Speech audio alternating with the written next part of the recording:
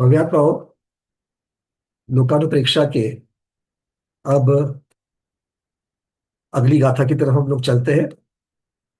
गाथा है क्रमांक 168 की। इसमें नारकियों की उत्कृष्ट अवगाहना बता रही है। उत्कृष्ट है, इससे कम हो जाएगी, इससे ज्यादा कभी भी नहीं होगी। क्या है गाथा? चलिए। पंचसया धनुषेहा सत्तमनरये हवन्ति नारयिया तत्तो उससे हेणय अद्दद्दाहुन्ति उवरुवरी।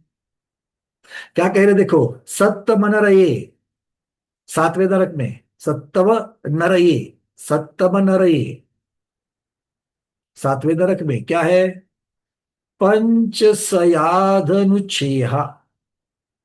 धनु शब्द को अलग कर दिया और पंचसया को अलग कर लिया। पंचसया मतलब पांच, सय पंचशत मतलब 500, 500 धनु, छेहा उच्छेद है। उसके पश्चात हवंती होती है। तो दारकी जीवों की शरीर की ऊंचाई अवगाहना सातवें नरक में 500 धनुष ऊंची होती है। तत्तो उससे हे नय उर्वरी अद्धद्धा होती। तत्थो उससे हे न, उससे उससे से ऊपर ऊपर के पटलों में, ऊपर ऊपर के नरकों में कितनी होती है? अद्ध अद्धा होती, आधा आधा होती है। तो सातवें नरक में 500 धनुष है, तो छठे में 250, पांचवें में 125, चौथे में 62.5, तीसरे में कितनी पढ़ी? तीसरे में कितनी पड़ी? अब धनुष की चर्चा नहीं चलेगी, धनुष से हाथ में आएंगे, आगे चल करके हाथ से अंगुल में भी आए।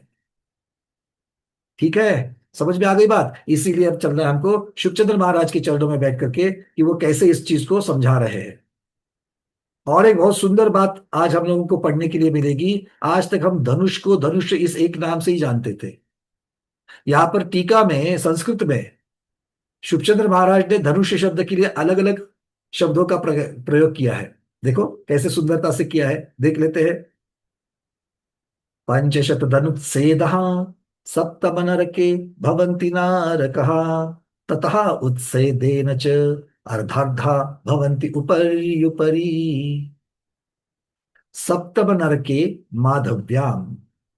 क्या अर्थ करेंगे इसका? सप्तम नरके माधव्याम, सातवां नरक का नाम क्या है? माधवी। सातवें नरक में अर्थात माधव्याम, माधवी में। माधवी में मतलब माधवी नरक में क्या हो रहा है? उत्कृष्ट तो नारक, उत्कृष्ट नारकी। अब उत्कृष्ट नारकी का अर्थ क्या करेंगे? उत्कृष्ट शब्द गुणों की अपेक्षा से लगाएंगे क्या? अवगाहना की। उत्कृष्ट नारकी ये शब्द क्या होता है? नारकी तो कभी उत्कृष्ट है ही नहीं है। तो उत्कृष्ट नारकी मतलब उत्कृष्ट अवगाहना लगानी। कितनी है? पंचशत धनु, 500 धनु, धनुष्य क्या है? शरीर उत्सेदा। तो शरीर उत्सेदा को अगर एक जगह देंगे तो शरीरोत्सेदा भवंती, इस प्रकार से ये बन जाएगा। अब क्या कह रहे हैं? ततः सप्तम नरका उपरि षष्टादि नरकेषु शरीर उत्सेदेन अर्धार्धमाणः भवन्ति। तो सातवें नरक से छठे की तरफ चलते चलते, ऊपर ऊपर चलते चलते आधे आधे इसकी अवगाहना होने वाली है। तो इस प्रकार से वो कह रहे हैं। अब इसके अनुसार आचार्य महाराज छोड़ नहीं रहे यहाँ पर कि आप अपना लगा लो, नहीं। वो आप बता रहे हैं कि छठे में कितनी होगी। तब कहते तत्र छठे षष्ठे नरके मघव्याम। तो षष्ठे नरके कहा, छठी नरक का नाम भी बता दिया, मघव्याम। नारकः सार्ध द्विशत चापोत्तुंगः स्यु। क्या कह रहे देखो। मघव्या नारका मतलब जो मघवा, जो पृथ्वी मतलब वहां की जो नरक है, छठा नरक जो है, उसमें नारक जो है कैसा है? सार्ध, अर्ध सहित, इति सार्ध। तो सार्ध मतलब अर्ध सहित। अर्ध किसके साथ लगा देना है? द्विशत। तो अर्ध के साथ शत शब्द भी लगेगा, तो अर्धा शत मतलब 50 किसके साथ जोड़ना है? द्विशत के साथ मतलब 200 के साथ जोड़ना है। तो 250 बन जाएंगे। ठीक है, और ये 250 क्या है? उसका यूनिट क्या होगा? चापोत्तुंगा। धनुष्य का पर्यायवाची शब्द लगा दो चाप। संस्कृत में चाप शब्द का अर्थ होता है धनुष। वक्र, वक्र का भाग भी कहते हैं चाप। ठीक है। तो ये चापतुंगा, उत्तुंग अर्थात उत्सेद, उत्तुंग किसके लिए लगाते हैं, ऊंचाई के लिए लगाते हैं, उत्तुंग। चलिए आगे क्या कहते हैं, तो 250 यो धनुष की हो गई। फिर पंचम नरक के रिष्टायाम, रिष्ट नाम के पांचवें नरक में पंचविंशत्यधिक शतक शरासनोत्सेद शरीर। तीसरा नाम आ रहा है धनुष का, देखो क्या कह रहे हैं अब यहाँ पर। पंचविंशति मतलब पंचविंशतिधिक शत, पंचविंशति शतक लगाना है, मतलब क्या लगाएंगे, कितने होंगे, पंचविंशति अधिक एक शत, अधिक शब्द आया ना, तो एक शत मतलब 100, 100 में आप ऐड करना है कितना, पंचविंशति, 25 को ऐड करना है, तो 125 हो गए। 125 का यूनिट क्या दे दिया, शरासन उत्सेद शरीर। अब अगला पर्यायवाची शब्द लिखिए, शरासन। शरासन मतलब धनुष, संस्कृत में शरासन का अर्थ भी धनुष होता है। हम जब ये पढ़ रहे थे, स्वाध्याय करते थे, हमें उस शब्दों को तोड़ने में बड़ा समय लग रहा था, अरे ये क्या है। जब जाकर के देखा अरे संस्कृत में ये नाम आ रहे तो बड़ा आनंद हुआ कि देखो कैसे अलग अलग, जो हम कल भी चर्चा कर रहे थे कि एक जगह पर पृथ्वी के लिए पू लिखा है, एक जगह पर भू भू लिखा है, कल किसी ने प्रश्न पूछा था। तो देखो आचार्य भगवान अलग अलग तरीके से इन शब्दों को बताते हैं ताकि पढ़ने वाले का भी शब्द ज्ञान बढ़े। चलिए आगे बढ़ते हैं, कितना है भैया, कितना हो गया, पंचविंशति अधिक शत मतलब 125 हो गया। नारका भवंती चतुर्थे नरके अंजनायाम, अंजना नाम के चौथे नरक में, नीचे से ऊपर चल रहे हैं, सार्ध द्विषष्टि चापुतुंगा।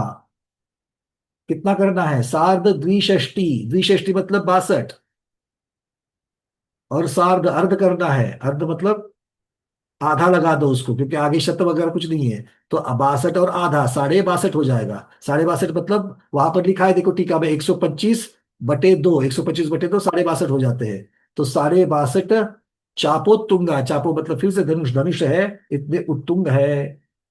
तृतीय नर के मेघायाम, मेघा नाम की तृतीय नर की, नर कितना है, सपत सपादैक त्रिंशत चापोत्सेद शरीर। के दो शब्द लगा लो, सपादैक मतलब पाद सहित, कितना, एक त्रिंशत। अब एक त्रिंशत किसके साथ लगाना है, चाप, चाप के साथ लगाना, मतलब 31 धनु हो गए, और उसके साथ में हस्त कितना हो गया, यहां पर अभी सपाद लिखा है किंतु वहां पर हस्त के साथ एक लगा दिया, हस्त के साथ एक लगा दिया यहां पर। अब यहां लिखा तो सपाद है किंतु पाद में ना बताते हुए उन्होंने एक अंतरिक्ष चापोत्सेद शर्रा लगाया है। गुरुदेव को पूछ लेते हैं, महाराज जी नमोस्तु, यहाँ पर टीका में एक जगह में फंस गया हो, तो ये सपादिक त्रिंशत चापोत्सेद शरीरा ये जो शब्द लगा दिया, तो इसमें से एकंत्रिशत जो है वो तो चाप मतलब उतने धनुष, 31 धनुष है, ये तो समझ में आ गया, किंतु सपाद है, तो सपाद को इन्होंने एक हाथ ये कर लिया है, तो सपाद का अर्थ एक हाथ कैसे करेंगे, देखो। क्योंकि पाद और विलस्तिका आपने जिस प्रकार से बताए थे हम लोगों को, तो उसमें अब हाथ के साथ कैसे हाँ, जोड़ेंगे इसको। हाँ, दो पाद की एक विशस्ती, दो पाद की एक विशस्ती होती है। हाँ तो विलस्ती मतलब हाथ तो नहीं होगा, हैं? विलस्ती मतलब हाथ तो नहीं होगा ना, दो विलस्ती के तो फिर अरत्नी हो जाएगी ना, क्या हाथ हो जाएगा दो विलस्त का, हाँ, मतलब चार, हाँ। चार पाद का तो हो जाएगा, फिर चार पाद बोलना पड़ेगा उसको। हम्म। तो सपाद, पाद सहित इस प्रकार से कहा है, तो कितने पाद लगाने हैं वो यहां पर तो नहीं लिखा है, किंतु अर्थ तो उसका एक हाथ किया है।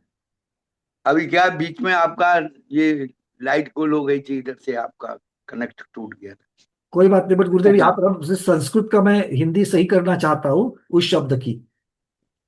आपके सामने अभी है क्या ग्रंथ वहां पर। हाँ, है।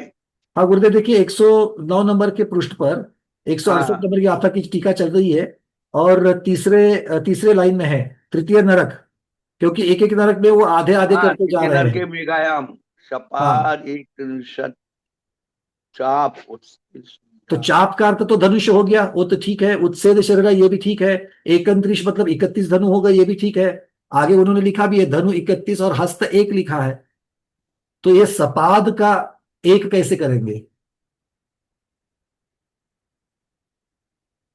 क्योंकि एकत्रिंशत शब्द तो आगे निकल जाएगा, और सपाद को कैसे, सपाद को हस्त एक में कैसे कन्वर्ट करेंगे?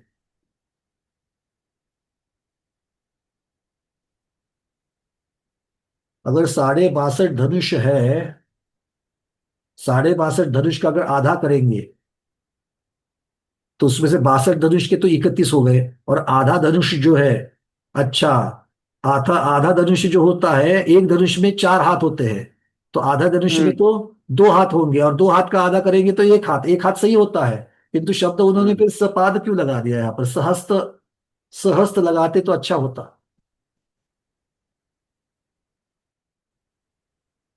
क्या और कोई अर्थ आप कहना चाहेंगे? अर्चना जैन दीदी, आप कुछ कहना चाहोगी? कुछ आपने हैंड रेस किया है, तब तक मुनिवर जब देख रहे हैं। महाराज जी नमोस्तु, भैया जी वंदना। सपाद मतलब पाव होता है संस्कृत में, 1/4। अरे भाई, बात तो वही हो गई ना, तो फिर हस्त में उसकी टीका तो हस्त करी है, सामने भी हस्त लिखा है। वही तो प्रॉब्लम तो है कि भैया जी पाद को चार हाथ हाथ कैसे का एक करेंगे? धनुष होता है। चार हाँ, हाथ का एक धनुष, 4 हाथ का एक धनुष होता है, तो 1/4, इसलिए उन्होंने 1 हाथ लिख दिया उसको 1/4 की तो जगह। 1 हाथ तो सही लिखा हमारे, उसके ऊपर कुछ नहीं, गणित से तो 1 हाथ आना ही चाहिए, और 1 हाथ आ भी रहा है। जी किंतु शब्द जी का जी। अर्थ कैसे करेंगे? सपादिक, ये शब्द का अर्थ सपाद कैसे एक करेंगे? बटे चार या तो पाव मान सकते हो, उसके लिए संस्कृत में पाव के लिए सपाद बोलते हैं। तो जैसे एक एक एक पाव को, एक पाव को अगर, एक पाव का अर्थ अगर भाई 1 हाथ कैसे लेंगे दीदी? 1/4 मतलब एक ही अच्छा, हाथ एक होगा पाव, ना। एक पाव ऐसा कह रहे हैं आप? अच्छा, हाँ हाँ, एक सपाद का एक अर्थ पाव, मतलब 1/4 कर रहे हो एक आप, पाव, पाव होता है। पाव हिस्सा। जी अच्छा, हाँ, उस पाव तरीके हिस्सा। से। अच्छा, जैसे ये फिर पच्चीस ये परसेंट गुत्थी सुलझ जाती है, बहुत बढ़िया, बहुत बढ़िया। जी ये गुत्थी सुलझ जाती है, मतलब 31.25 हाँ ऐसा उनको कहना चाहिए फिर वहां पर। जी जी जी जी। 31.25 धनुष कहना 31.25। चाहिए। गुरुदेव ठीक जी है, जी ये बैठ जाता है ये फिर। हाँ ठीक ये है। बैठ रहा है, अच्छा बिल्कुल ठीक बैठ रहा है। अपन वो पाँच पाँच से वो निकाल रहे थे। हाँ, वो पाद शब्द का गलत। अर्थ हम पाद ले रहे थे, किंतु यहाँ पर वो सही नहीं, पकड़ा पाव उन्होंने। पाव पाव एक शब्द, बटे चार संस्कृत में पाव भी होता है इस प्रकार से। देखो, ये जी इसीलिए ये चर्चा आवश्यक है, क्योंकि वहां जो शब्द आ गए हैं उसको हमको सिर्फ हिंदी को ग्रहण नहीं करना है। अब ये नहीं होता तो ये हमारे ज्ञान में बढ़ोतरी होती क्या सबके, कि इस प्रकार से इसका अर्थ करना है, तो ये सबको लिख दो। चलो आगे चलते हैं अब थोड़ा सा। द्वितीय नरके वंशायाम, वंशा नाम की द्वितीय नरक में सार्ध पंचदश चापा, सार्ध पंचदश चापा, सार्ध मतलब कितना होता है? आधा, आधा और पंचदश मतलब 15, तो 15.5 चाप मतलब धनुष हो जाएगा। तो 15.5 धनुष कहो, या 15 धनुष और 2 हाथ कहो, अर्थ एक हो गया, इन्होंने 15 धनुष 2 हाथ किया है, तो 15.5 तो हो ही जाते हैं। आगे क्या है उसके साथ में? द्वादश अंगुलाधिक, इसके साथ साथ में 12 अंगुल भी जोड़ दो। ठीक है, तो इतना उसका आधा हो जाएगा। ये दूसरे नरक में हो गया। फिर पहले नरक में, प्रथमे नरके धर्मायाम, धर्मा नाम के प्रथम नरक में कितना है? सार्ध सप्त धनुरैक हस्त षड अंगुलोदया शरीर। कितना कह रहे हैं देखो? सार्ध सप्त मतलब सप्त धनु, सप्त धनु के तो 7 धनुष्य हो गए। अब पहले सार्ध लगाया, और फिर उसके साथ साथ में 1 हाथ लगा दिया, तो सार्ध के आधा धनुष के कितने हो गए? 2 हाथ हो गए, और उसमें 1 हाथ और जोड़ने के लिए बोल दिया, मतलब 3 हाथ बन गए, तो 7 धनुष्य 3 हाथ हो गए, और अंगुल कितने हो गए? 6 अंगुल हो गए। ये गणित, ये शब्दों का अर्थ निकला सबको?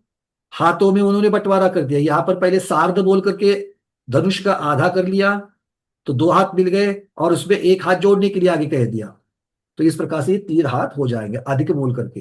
तो सार्ध पंचदश चापा, चापा शब्द सार्ध के साथ भी लगा, और चापा शब्द पंचदश के साथ भी लगा, तो 15.5 धनुष कहो, या 15 धनुष 2 हाथ कहो, और उसमें 1 हाथ और ऐड करना है। अरविंद जी क्लियर है? चलिए, बहुत बढ़िया। तो सबसे पहले नरक में कितने आ गए? 7 धनुष 3 हाथ और 6 अंगुल आ गए।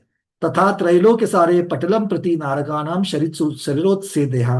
तो त्रैलोक सार में, त्रिलोक सार ग्रंथ में पटलों के किस प्रकार से उन्होंने संख्या अवगाहनाएं बताई है? उक्तम च। अब महत्वपूर्ण बात यह होती है कि अब ये प्रत्येक नरक की जो अवगाहना बताइए, उत्कृष्ट अवगाहना बताइए, उस नरक के कौन से पटल में होगी? सभी पटलों में होगी क्या? सभी पटलों में नहीं होगी। तो पहले नरक की जो उत्कृष्ट अवगाहना बताई है वो 13 नरकों के सभी 13 पटलों में, एक पहले नरक के 13 पटलों में नहीं होगी, तो कहाँ होगी? अंतिम पटल में होगी, जो नीचे नीचे वाला जो अंतिम पटल होगा उस नरक का, तो उस नरक की वहां पर होगी। जैसे दूसरे दूसरे में कितनी बताई थी? जितनी भी बताई है वो उत्कृष्ट अवगाहना कहाँ पर बताएगी? दूसरे नरक के अंतिम नीचे वाले पटल में। इस प्रकार से लगाते जाना है। तो ये सब कुछ प्रत्येक नरक के अंतिम पटल की अपेक्षा से वर्णन हो गया। अब आगे त्रिलोक सार में क्या कह रहे हैं? पढ़ में सत्तति छक्कम उदयम धनुरयनि अंगुलम से दुग्गन कमम पड़मिंदे रयनीतियम जान हानि चयम। अब ये प्रत्येक पटल में हानि चय, हानि चय का अर्थ क्या होता है? अगर ऊपर से नीचे जा रहे हैं तो चय होगा, मतलब बढ़ोतरी होगी, और नीचे से ऊपर जाओगे तो हानि होगी। इसलिए हानि वृद्धि ये शब्द हानि चय शब्द से बता दिया, दोनों साइड से। वो कितना होता है वो वहां पर उन्होंने बता दिया। अब इसी का उन्होंने संस्कृत में छाया कर ली उस गाथा की, त्रिलोक सार की गाथा की। प्रथम पृथ्वीयाश्चरम पटले सप्त त्रि सप्त त्रि षटकम उदयः। अब यहां पर 7 धनुष की अपेक्षा लगाना है, 3 हाथ की अपेक्षा लगाना है, और 6 अंगुल की अपेक्षा लगाना है। आगे क्या कह रहे हैं? धनु रत्न्यम गुलानी। देखो उन्होंने क्रम से लगाने के लिए बोल दिया, पहले संख्या बता दी और फिर 3 यूनिट्स बता दिए। तो यूनिट्स कैसे कैसे है? धनु, धनु मतलब धनुष किसके साथ लगेगा? 7 पहले लिखा हुआ है तो 7 के साथ धनुष लगेगा। जिनके सामने टीका है उनको समझ में आएगा, बाकी सिर्फ सुन लो। 7 धनुष आ जाएगा। दूसरा क्या लिखा था? 3 लिखा था, यहां पर शब्द आ गया अरत्नी। रत्न्य शब्द आपको दिख रहा है, वो रत्न मतलब अरत्नी। अरत्नी किसे कहते हैं? मोटा मोटी में हाथ, हाथ से थोड़ी सी कम होती है, अरत्नी तक होती है, ठीक है। ये और हाथ जो है वो मिडल वाली फिंगर तक लगाना, और अरत्नी जो है वो यहां तक आ जाएगी, ठीक है। तो थोड़ा सा फर्क रहता है, यहाँ पर अरत्नी की चर्चा कर रहे हैं। अरत्नी मतलब ये हाथ लगा देगी। फिर तीसरा 6 जो है वो गुलानी मतलब अंगुलानी, रत्न्यम अनुस्कार लगा दिया है तो अंगुलानी ये शब्द बनते हैं। ठीक है, सबको क्लियर हो गया? हाँ, मुट्ठी बंद कर लेंगे तो भी होता है, बिल्कुल ठीक है। अब आगे द्वितीयादि पृथ्विया शर्म पटले द्विगुण कम। मतलब ये जो दो दुगना दुगना दुगना जो होते जा रहे हैं वो प्रत्येक नरक के अंतिम पटल में होता है, ऐसा इसका अर्थ लगा देना। तो दूसरे के भी अंतिम पटल में होता है ये बता दिया उन्होंने। प्रथमे नरके हानि चयम। अब पहले नरक में जो हानि वृद्धि हो रही है वो कैसे? हानि वृद्धि एक दिशा में नहीं होती, एक दिशा में हानि होती है, एक दूसरी दिशा में वृद्धि होती है। नीचे जाओगे तो वृद्धि, ऊपर में आओगे तो हानि। चलिए कैसे होती है वो बता देंगे। प्रथम पृथ्वीया प्रथमेंद्र के हस्तत्रियम। पहली पृथ्वी के प्रथम इंद्रक सबसे ऊपर वाले पटल में कितना है? हस्तत्रियम 3 हाथ की ऊंचाई है। पहले पटल में 3 हाथ की ऊंचाई है। एतद्रुत्वा हानि चयम जानी ही, उसके पहले उन्होंने क्या बताया था कि जो दुगना होते जा रहा है तो उसकी अपेक्षा से, मतलब पहले पटल की जो कम से कम कितनी है? 3 हाथ बताइए। और पहले नरक के अंतिम पटल में कितनी थी? 7 हाथ, 7 धनुष, 3 हाथ और 6 अंगुल थी। तो इन दोनों की अपेक्षा अब बीच में लगाना है कि इसको कितना कितना कम होता है। तो इसके पहले भी जो आपने उदाहरण दिया था कि भाई हमारे पास 13 सीढ़ियां है, ऐसे समझ लो। 13 सीढ़ी में सबसे नीचे 13वीं सीढ़ी के ऊपर जो बच्चा बैठा है उसके पास 13 लड्डू है, ऐसा हमने बता दिया। और ऊपर वाले में जब चलते जाएगा तो उस पहली सीढ़ी पर जो पहला बच्चा है उसके हाथ में वो पहुंचते पहुंचते 5 लड्डू हो गए। तो 13 लड्डू से 5 लड्डू हो गए। बीच में सब लोगों ने अपने अपनी जगह पर समान तरीके से उसको निकाल करके ले लिया। तो प्रत्येक बच्चे ने कितना कितना लड्डू का भाग निकाल लिया। तो ये करेंगे तो कैसे आएंगे? तो उसमें उसका सूत्र आएगा, आप सूत्र लिख दो। अब हम लोग सूत्र लिखेंगे। प्रत्येक नरक के प्रत्येक पटल के हानि चय का सूत्र, हानि चय निकालने का सूत्र। प्रत्येक नरक के प्रत्येक पटल के हानि चय निकालने का सूत्र।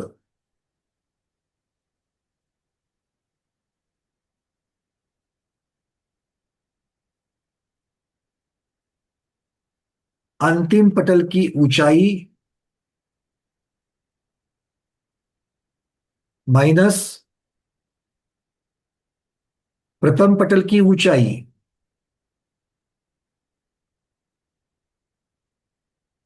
अब इस सबको ब्रैकेट में रख देना, काउंस में रख देना इस सबको।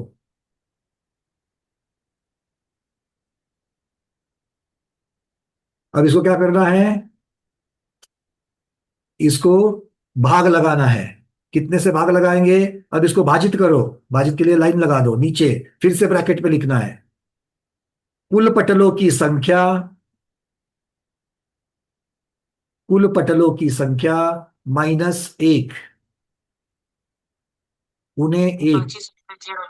नंबर 1 ये पाची पूरे भारत में पाए। ठीक है, चलिए अब उदाहरण के लिए निकालते हैं। उदाहरणार्थ, पहले नरक पहले नरक के प्रत्येक पटल के हानिचय की संख्या निकालिए। प्रथम नरक के प्रत्येक पटल की हानिचय की संख्या कैसे निकालेंगे, अब नीचे वो फॉर्मूला जो है वो फॉर्मूले में लिखो।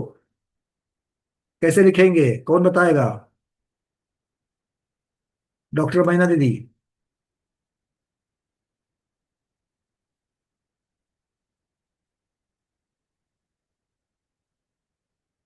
अनम्यूट करिए डॉक्टर मैना दीदी।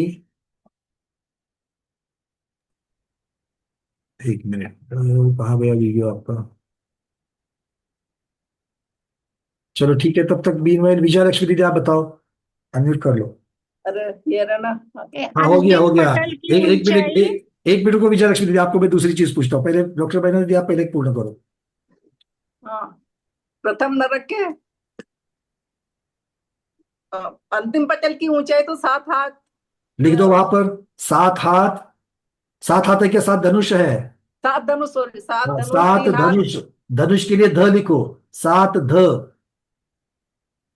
3 हस्त या 3 ह लिखो, और 6 अंगुल। और 6 अंगुल, 6 अम लिखो। 6 अंगुल माइनस। माइनस क्या करना है, माइनस। अब आप रुक जाइए, अब आप रुक जाइए विजय लक्ष्मी दीदी, माइनस क्या करना है? -3 हाथ पहले पटल की जो है वो 3 हाथ माइनस कर पहले देना। पटल की जो है मतलब क्या है? ऊंचाई हाँ, ऊंचाई तो वो लिखो, क्योंकि कभी बीच बीच में लोग आयु में घुस जाते हैं, इसलिए पूरा बोलो, ठीक है? हाँ, डिवाइडेड। नहीं कुल एक मिनट, पटल अरे 13 है। भागो मत, भागो मत, मुझे समझ में नहीं आता इतने स्पीड से, आप इलेक्ट्रॉनिक्स इंजीनियर हो, हम नहीं भाग सकते आपके साथ। माइनस कितना किया, 3 हाथ किया। 3 हाथ क्यों, क्योंकि प्रथम नरक के प्रथम पटल की ऊंचाई है। -3 हाथ हो गया, चलो बहुत बढ़िया। अब आगे किसी को पूछते हैं। अब नीचे भाजित किससे करेंगे, मीना विनायका दीदी, भाजित किससे करेंगे? जल्दी से अनम्यूट करो। हाँ, 12 से भाजित करेंगे। 12 कैसे आ गया? एक पटल कम करेंगे। वो लिखो वहां पर 13 - 1। हाँ, 6 महीने के बाद 12 कहां से आ गए, समझ में नहीं आएगा। 13 - 1 जैसा सूत्र लिखा है वैसे ही संख्या भरो, और बाद में गणित करेंगे। क्योंकि डायरेक्ट अगर आप लिखोगे तो बाद में हमको पढ़ते वक्त समझ में नहीं आता ये 12 कहां से लिया। ठीक है, 13 - 1। अब इसको नीचे वाली स्टेप में चले जाओ। ऊपर क्या हो गया, 7 धनुष 3 हाथ और 6 अंगुल -3 हाथ। ऊपर वाले कंस में लिखा था कि उसका उत्तर कितना आएगा, सुभद्रा दीदी?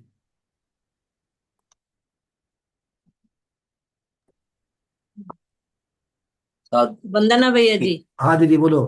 7 बोलो धनुष आपको। 3 हाथ। अरे महेंद्र कुमार जी रुक जाइए, आप उनको सब्जी मंडी जाते हो जो पैसे देते हो ना, सही हिसाब लगता है कि हमको देखना है, बुलाओ। बोलो सुभद्रा दीदी बोलो। वंदना भैया जी, 7 धनुष और 3 हाथ। हाँ, 7 धनुष है, उसके साथ हाँ। 3 हाथ भी है हमारे पास, और 6 अंगुल भी है। इसमें से अंगुल। कितना माइनस करना है? -3 हाथ। हाँ, तो इसमें से 3 हाथ निकल गए, तो कितना बचेगा नीचे? नीचे तो 13 - 1। नहीं नहीं दीदी, ये इसका अर्थ देखो, 7 धनुष 3 हाथ और 1 अंगुल, 6 अंगुल थे हमारे पास, इसमें से 3 हाथ माइनस करना है, तो ऊपर में हाँ, तो तो 7 धनुष और 6 अंगुल रहेगा। बहुत बढ़िया, क्योंकि 3 हाथ को 3 हाथ निकल जाएंगे, हाथ से काट दिए 3 तो हाथ। 7 धनुष और 3 तीन अंगुल सबके रह गए। 7 धनुष और 6 अंगुल सबके रह गए। लिखो 7 धनुष 6 अंगुल। अब नीचे कितना आएगा सुभद्रा दीदी? नीचे 13 धनुष -1। वो धनुष 12 नहीं है, वो धनुष नहीं है, वो 13 पटल की संख्या है। पटल, इसको हाँ उसका 13 यूनिट पटल, कुछ नहीं है, उसको 13 माइनस 1 सीधे सीधे 12 आएगा। 13 माइनस 1 पटल, पटल। हाँ, तो माइनस डिवाइडेड बाय 12 हो गया, ठीक है। अब इसका उत्तर कितना आता है? इसका उत्तर सीधा सीधा आचार्य बाबू ने निकाल करके दे दिया हमको। 7, इसका उत्तर 7 आता है 12, 2 हाथ 8.5 अंगुल। इसका उत्तर नीचे लिख दो, 2 हाथ 8.5 अंगुल। 8 ये कैसे करेंगे? ये कैसे करेंगे? तो आपको या तो सब कुछ अंगुलों में कन्वर्ट करना पड़ेगा, और हाँ तब फिर आएगा। तो उसको 12 से डिवाइड करो, तो जितने अंगुल आएंगे उतने अंगुल को हस्त और अंगुल में फिर से कन्वर्ट कर लो, ठीक है, परिवर्तित कर लो। इस प्रकार से इसका उत्तर मिल जाएगा, रेडीमेड लिख दो अब नीचे। बारात कितने आते हैं? 2 हाथ 8.5 अंगुल। 2 हाथ 8.5 अंगुल। अच्छा, कितने अंगुल का एक हाथ होता है? ये भी तो पता होना चाहिए ना अंगुल में कन्वर्ट करने के लिए। स्मिता दोषी दीदी, एक ही हाथ ऊपर है। 24 अंगुल का एक हाथ। कितने? 24 अंगुल का एक हाथ। 24 अंगुल का एक हाथ। सब लोग मानते हैं इसको? क्या मुंह का सम्मति देते हो? अब स्मिता दीदी बोल रही तो ठीक ही होगा, है तो वो अच्छी स्वाध्याय है, तो वो बोल रही तो ठीक ही होगा। अरे अपने अपने नोट्स चेक करो, नोट्स में लिखा हुआ है सब कुछ। कब लिखा है? गणितमान को जब पढ़ा तब लिखा कि नहीं लिखा? अरे भैया, पिछले महीने की बातें कर रहे हो। हमने तो प्रतिक्रमण के साथ में पिछले महीने के दोषों के साथ में पिछले महीने के स्वाध्याय को भी हमने छोड़ नहीं दिया ना। प्रत्याख्यान में और प्रतिक्रमण में क्या करना है? प्रतिक्रमण में पुराने दोषों को छोड़ना है, स्वाध्याय को थोड़ी छोड़ना है। चलो, लिख करके दे लेना, आगे बढ़ते हैं। ठीक है, सबको समझ में आ गई बात? ये कैसे निकाला हानिचय, ये महत्वपूर्ण चीज है। ये गाथा की जो टीका लिखी है शुभचंद्र महाराज ने, ये बहुत महत्वपूर्ण है। नहीं तो 4 लाइन पढ़ करके हम लोग आगे जा सकते हैं। अब आपको क्या करना है? इसी प्रकार से किसका निकालना है हानिचय क्रम? दूसरे नरक का निकालना है। दूसरे नरक के पटलों की संख्या कितनी है? अब ये तो कुछ वहां पर नहीं दिया है।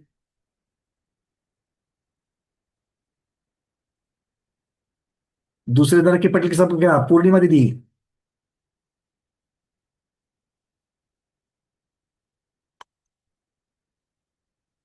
कनकमाला दीदी। 11 भैया। 11 पटल होते हैं दूसरे नरक में। कितने हैं? 11 पटल होते हैं। अब दूसरे नरक में 11 पटल, तो अंतिम पटल में कितने होंगे? जो पहले नरक के अंतिम पटल में थे वो दुगने मिल जाएंगे वहां पर। और पहले नरक पहले पटल क्या होगा ना? पहले पटल की दूसरे नरक के पहले पटल पटल क्या होगा ना, कहाँ से लाएंगे? ठीक है, अब इसको कैसे निकालना है ये आज का होमवर्क है। ये आज का होमवर्क है, पहले पटल की दूसरे नरक के पहले पटल को कैसे लाएंगे। ठीक है, प्रयास करोगे? कल तो बता ही दूंगा, किंतु आज तो प्रयास जरूर कर लेना। ठीक है, चलिए आज इतना ही रखते हैं, क्योंकि बस यही बात महत्वपूर्णता से यहाँ पर बता दी है कि किस प्रकार से करते चलेंगे। ठीक है, इसमें वैसे कहा तो है, अगर टीका पढ़ लेंगे तो भी बहुत सारी चीजें मिल जाएगी। इसमें दूसरे नरक के पटलों की संख्या 11 का भाग देने से वृद्धि हानि का प्रमाण 2 हाथ 20.2/11 अंगुल आता है। अब इसको पढ़ लो और कैसे आता है उस गणित का कर लो। आज इतना ही रखते हैं। आज के स्वाध्याय को गुरुओं के श्री चरणों में बारंबार नमोस्तु वंदनामि इच्छाकार करते हुए यहीं पर समापन करते हैं। जैनम जयतु शासनम, जैनम जयतु शासनम, जैनम जयतु शासनम।